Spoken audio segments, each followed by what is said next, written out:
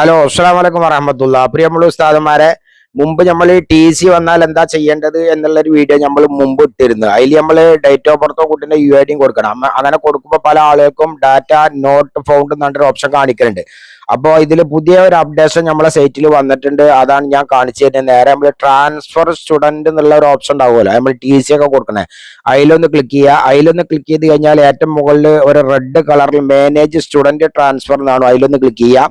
അതിലൊന്ന് ക്ലിക്ക് ചെയ്ത് കഴിഞ്ഞാൽ ഇതിലാണ് ടി സി കൊടുത്തതും വന്നതൊക്കെ കാണാം. അതിൽ ഏറ്റവും മുകളിൽ തന്നെ പെൻഡിങ് ട്രാൻസ്ഫർ എന്നുള്ള ഭാഗത്ത് ഈ കുട്ടിന്റെ പേര്, ക്ലാസ്, അതൊക്കെ കാര്യങ്ങളൊക്കെ ഇവിടെ വന്ന് കിടക്കുന്നുണ്ടാവും. വന്ന എല്ലാ കുട്ടികളും ഇവിടെ ഒരു കുട്ടിന്റെ അങ്ങനെ വന്നത്. അതിന്റെ നേരത്തെ ക്ലിക്ക് ഹെയർ എന്നിട്ടൊരു ഓപ്ഷൻ കാണാം, നീല.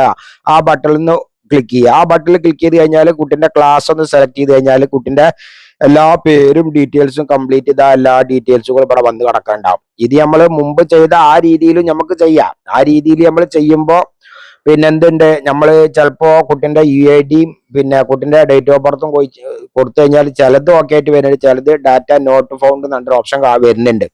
അപ്പൊ അങ്ങനെ വരികയാണെങ്കിൽ ഈ ഒരു രീതിയിൽ നിങ്ങൾ ചെയ്താൽ മതി. വന്ന ടി സി ഇവിടെ കാണേണ്ട. മുമ്പ് അവിടെ നോട്ട് റിക്വസ്റ്റ് എന്നാണ് മുമ്പ് അവിടെ ഉണ്ടായിരുന്നത്. ഇപ്പൊ അവിടെ ക്ലിക്ക് ഹെയർ എന്ന് പറഞ്ഞൊരു ഓപ്ഷൻ നിലവിൽ ഇപ്പൊ വന്നിട്ടുണ്ട്.